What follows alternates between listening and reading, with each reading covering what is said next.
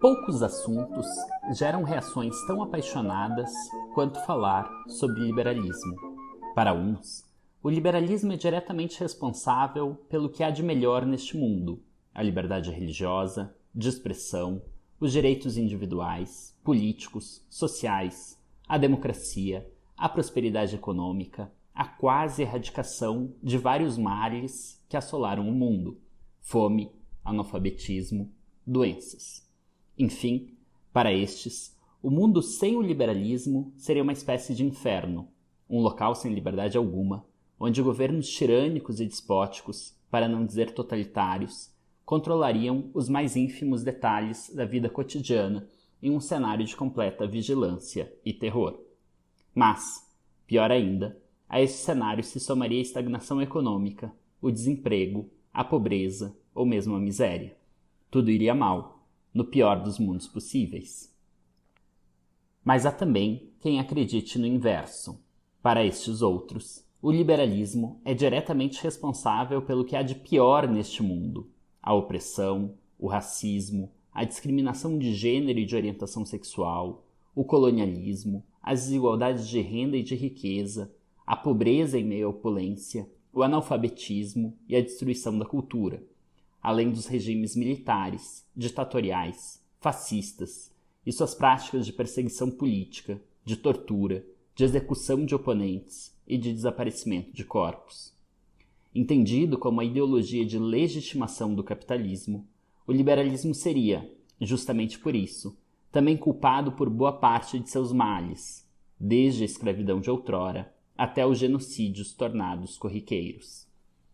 Assim, para estes outros, o mundo sem o liberalismo seria uma espécie de paraíso, um local com a verdadeira liberdade, sem opressão, sem dominação, com uma verdadeira pluralidade de modos de existência, onde comunidades decidiriam seu destino por processos realmente democráticos e inclusivos. A este cenário se somaria o respeito ao ambiente, o fim da predação da natureza, o término da espoliação e da exploração que garantiria um mundo no qual todos tivessem suas carências mais básicas satisfeitas e tempo para desfrutar a vida. Tudo iria bem, no melhor dos mundos possíveis.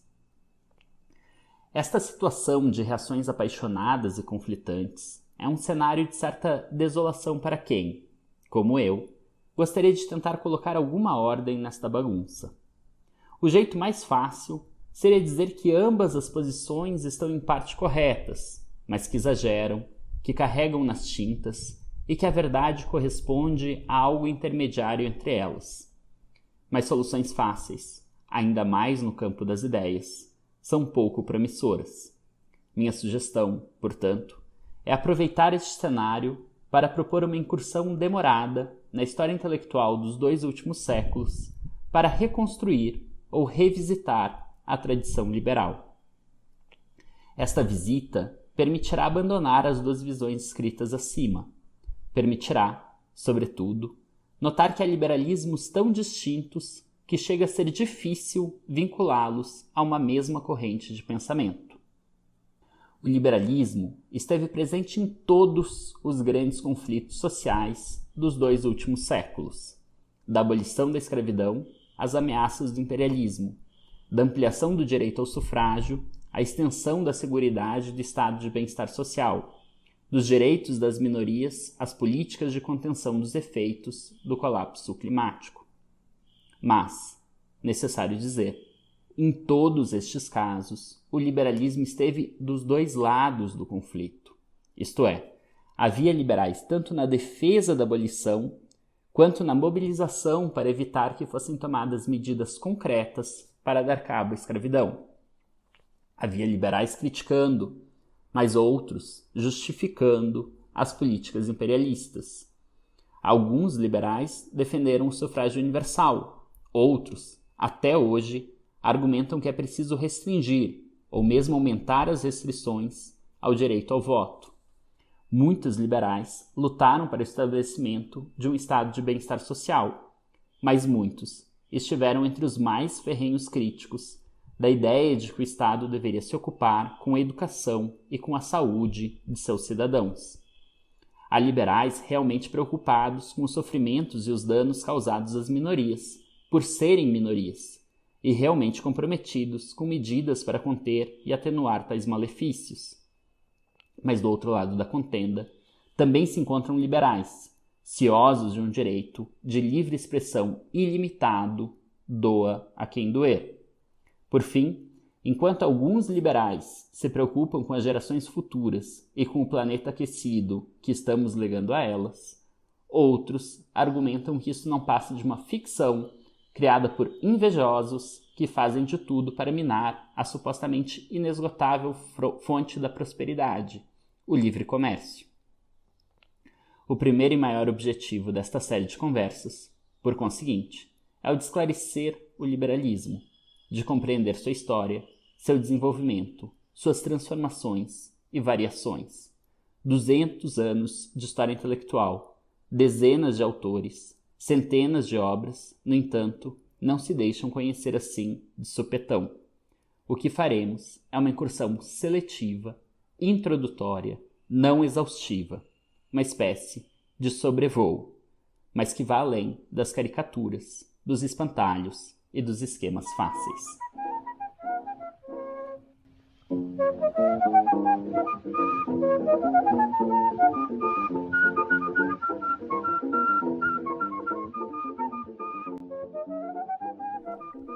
Alguns ouvintes atentos já terão sentido a tentação de desligar este podcast, ou simplesmente de não levá-lo adiante, pensando já terem ouvido aqui um absurdo. Como assim 200 anos? Afinal, John Locke publicou suas ideias há cerca de 350 anos, e talvez o liberalismo tenha surgido ainda muito antes, quando se começou a ver a necessidade de um governo limitado que não se miscuísse nos assuntos particulares, que respeitasse a esfera privada, que deixasse os indivíduos desenvolverem suas preferências. Pois bem, algumas considerações. Em primeiro lugar, demorou muito tempo para o liberalismo aparecer como uma posição política claramente identificável. É só no século XIX, e este será o assunto de nossa próxima conversa, que pessoas começaram a dizer «eu sou um liberal», e com isso estivessem se referindo às suas preferências políticas, e não a características pessoais, como generosidade ou nobreza. E é também só no século XIX que surgiu o substantivo liberalismo. Alguém pode objetar, e o fará bem, se disser que a coisa, o liberalismo, pode muito bem ter surgido antes do nome que a designa, que há, portanto, posições políticas liberais muito antes delas próprias se entenderem como liberais, se chamarem a si próprias de liberais. Isto é, para usar o linguajar hegeliano, o liberalismo existia em si, mas ainda não para si. Numa empreitada como esta, de tentar recontar a história do liberalismo, é preciso fazer certas escolhas. E uma das mais complicadas é justamente a de definir qual seria o ponto de partida dessa tradição intelectual, desta corrente de ideias a que damos o nome de liberalismo. A minha proposta é compreendermos o liberalismo como um conjunto de ideias que tenta responder a uma série de questões que passaram a ser prioritárias depois de profundas transformações que se deram no final do século XVIII. A Revolução Industrial provocou a ascensão de uma burguesia urbana e o declínio de uma aristocracia fundiária, assim como uma migração em massa de camponeses para as cidades, transformando-os em operários, em proletários. A Revolução Francesa foi o ápice de um processo de declínio das monarquias absolutistas, ao mesmo tempo em que serve de símbolo do surgimento e disseminação de uma nova forma de organização política, o governo representativo. Ao longo desta e de nossas próximas conversas, vou sugerir que o liberalismo é, ao menos em seu primeiro momento, simultaneamente o defensor enfático desta nova forma de organização política, o governo representativo, como o primeiro de seus críticos.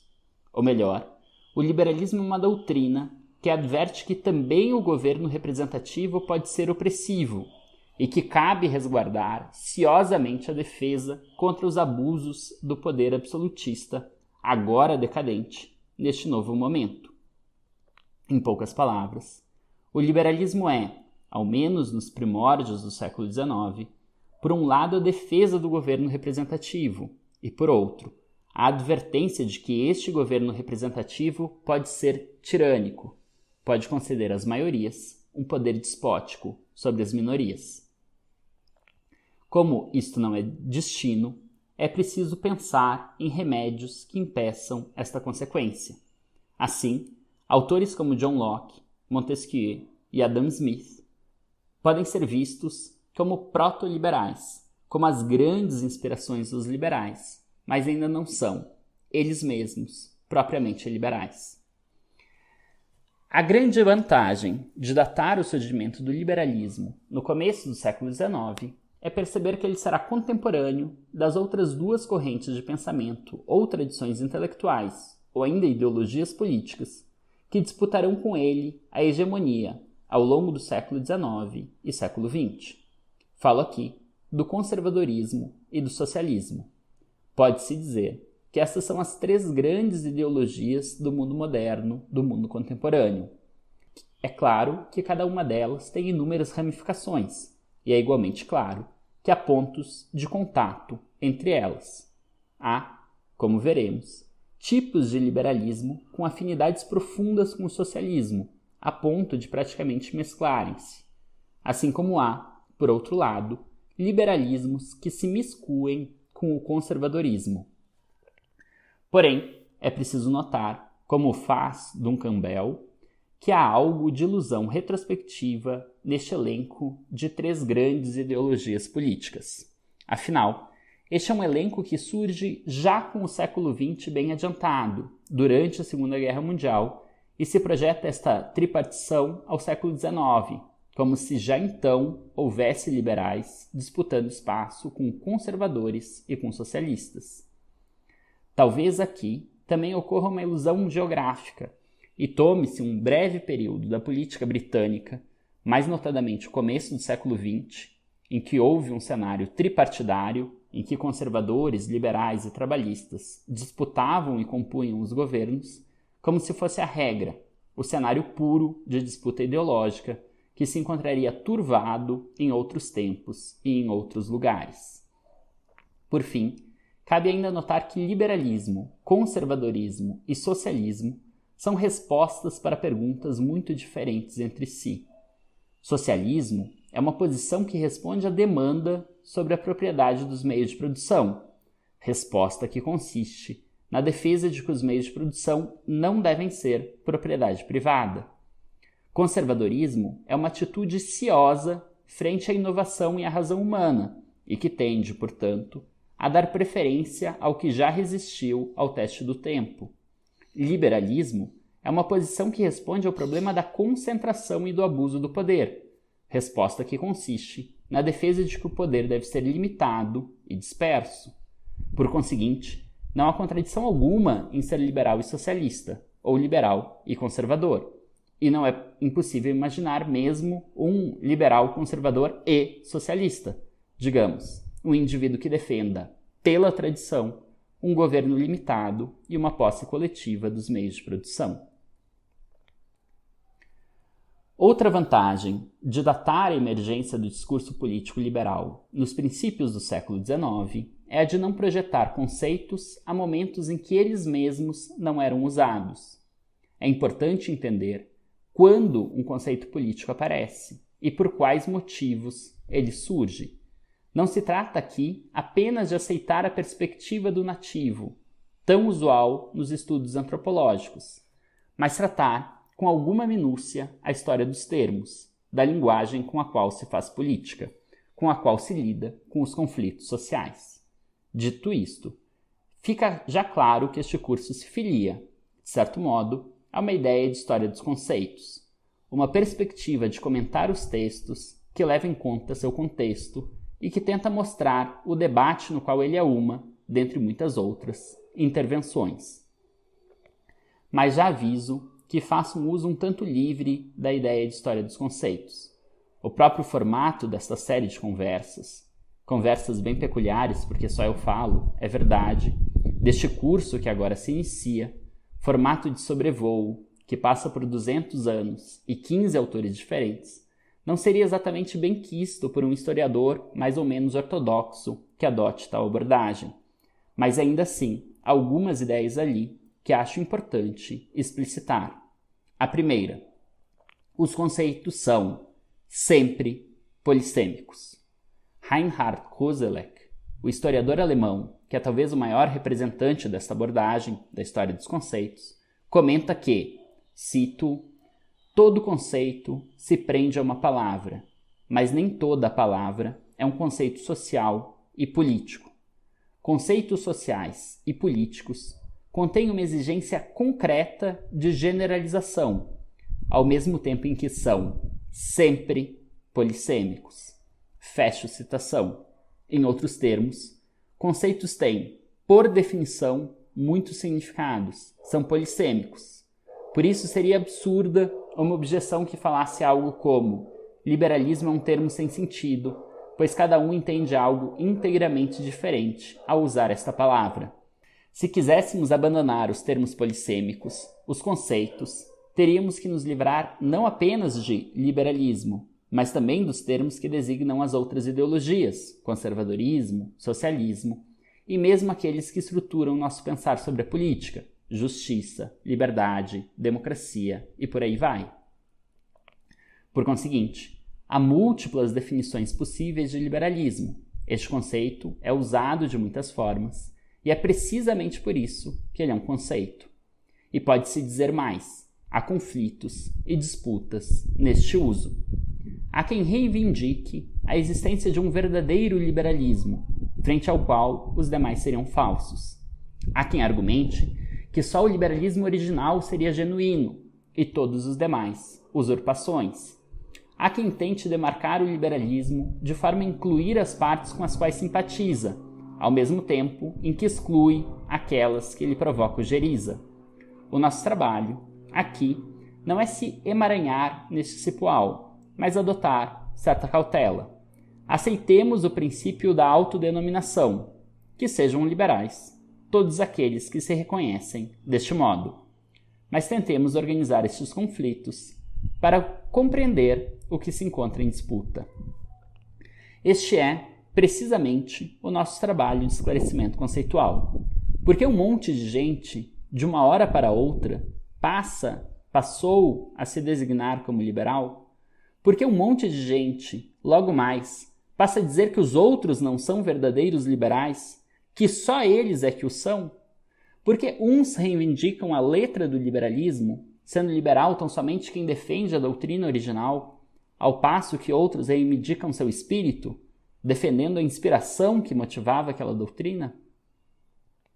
Com tudo isto, já fica evidente outra ideia que merece ser explicitada. Os conceitos se transformam ao longo do debate político. Cito novamente Koselleck. A história dos conceitos põe em evidência, portanto, a estratificação dos significados de um mesmo conceito em épocas diferentes. A história dos conceitos trabalha sob a premissa teórica da obrigatoriedade de confrontar e medir permanência e alteração, tendo esta como referência daquela. Fecho citação. Nosso trabalho de esclarecimento conceitual do termo liberalismo, por conseguinte, consiste em identificar as principais alterações da doutrina e tradição liberal, ao mesmo tempo em que é mantida certa identidade em que persistem certos traços.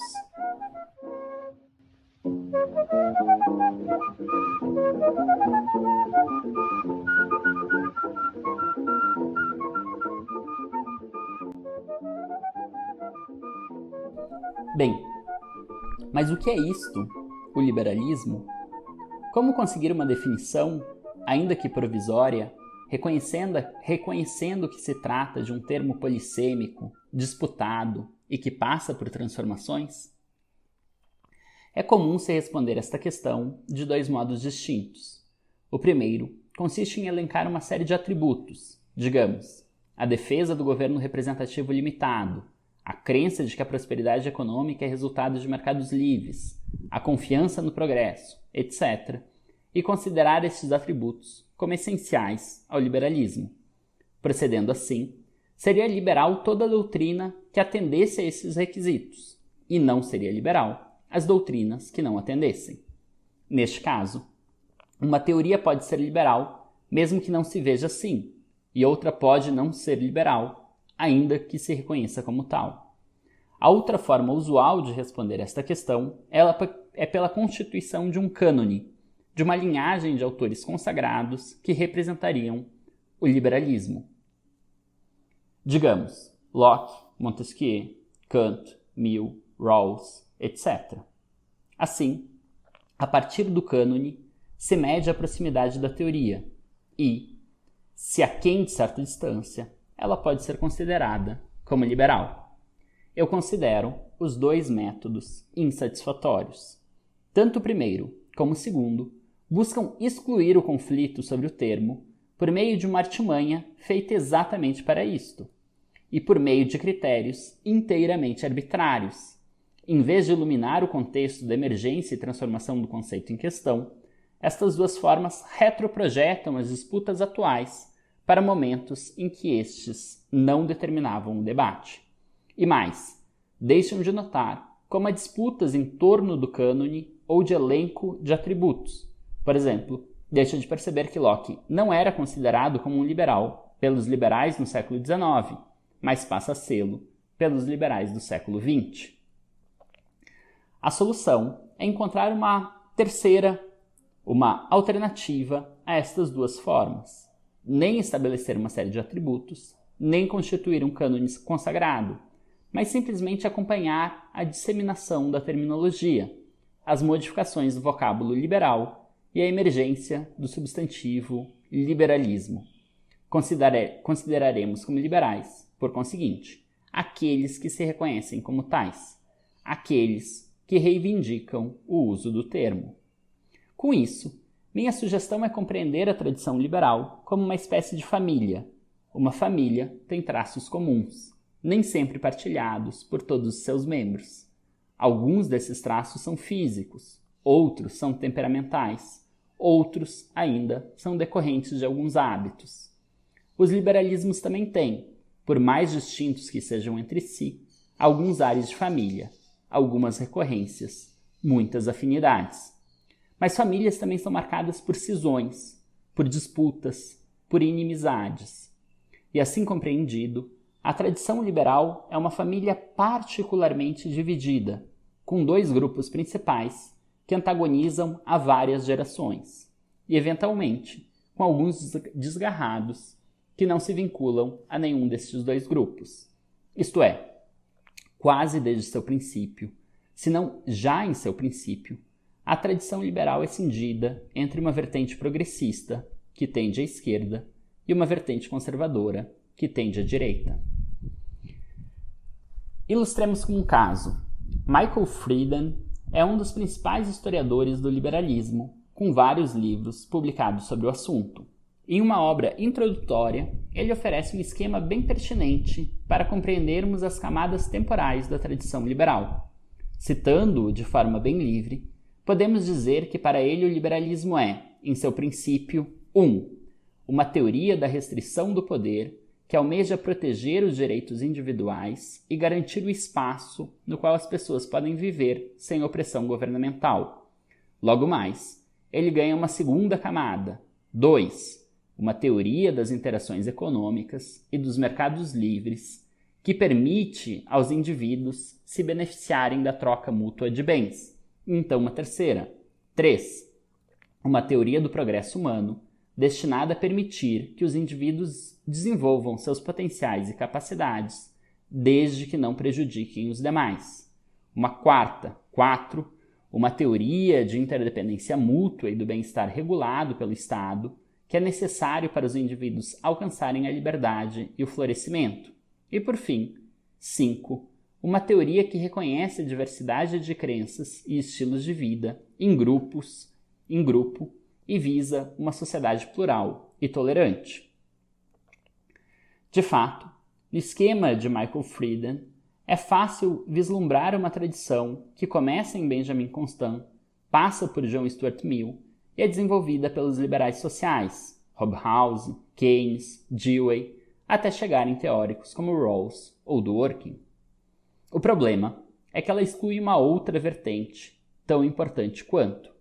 Frieden é claramente um defensor do liberalismo progressista, que tende à esquerda.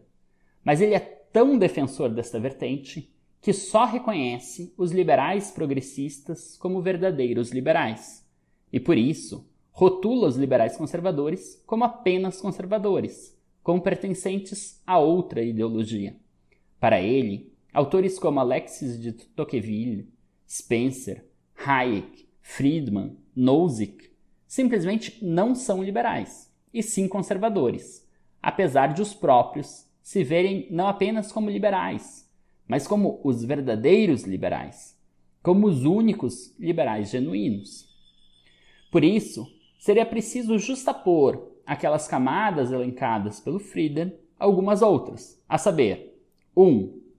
Uma teoria acerca dos perigos autoritários da democracia popular e das ameaças que ela traz, em parte aos direitos individuais, em especial a certos direitos de propriedade. 2. Uma teoria sobre os riscos do aumento do Estado e de seus mecanismos de bem-estar social, visto como um caminho que conduz ao socialismo, ao planejamento e à servidão. 3. Um conselho sobre os males decorrentes das medidas de combate à pobreza e outras chagas que assolam o povo, e uma crença que essas medidas, mesmo quando bem intencionadas, acabam por gerar efeitos contrários aos almejados. 4. Uma teoria sobre os benefícios resultantes do mercado competitivo ou do livre mercado, não só em termos de eficiência econômica, mas também no sentido de gerar um bom comportamento moral, responsável e, não menos importante, 5. Uma teoria da liberdade como não interferência, como restrições ao poder político, que seria diminuída a cada regulamentação governamental. Não obstante, o ponto é como conciliar as 5 primeiras camadas com estas outras 5, gerando uma primeira caracterização da tradição liberal.